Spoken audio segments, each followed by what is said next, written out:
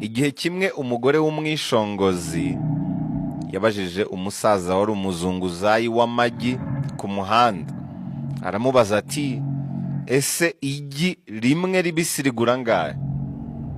Umusaza w'umuzunguzayi ati igi rimwe rwose ndigurisha amafaranga 100 yonyine. Umugore ati urampa amagi 12 nguhe 1000, niba ubyanze ndigendeye.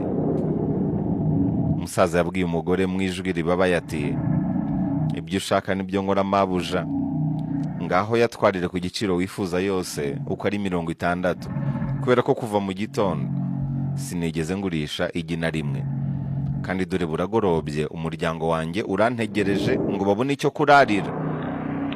Umugore yahise afatirana umusaza amagi yose arayahombya, ayagura ku giciro gito cyane, ku buryo amagi 60 yayatwariye 5,000 byonyine. Umugore yagiye yumva ko akoze igikorwa cy'ubutwari cyo guhombya umusaza w'umuzunguzayi. Umugore yashyize amagi mu modoka ye ihenze, arangije yegera imbere gato, yinjiza mu modoka abandi bagore 2 b'inshuti ze, barangije binjira muri resitora ihenze yari hafi aho ngaho.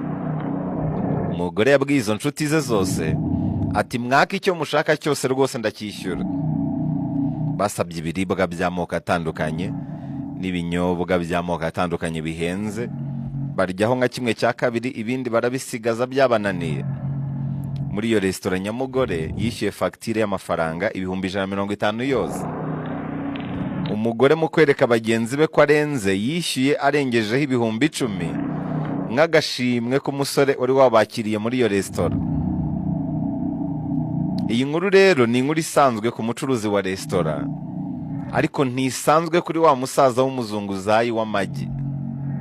Ni gute umugore w'umwishongozi yafatiranye umuzunguzayi w'amagi ari nawe ukeneye amafaranga, bikarangira amuhombeje, yarangiza akajya kudabagiza nyiri resitora w'umukire wadabagiye utanakeneye amafaranga cyane?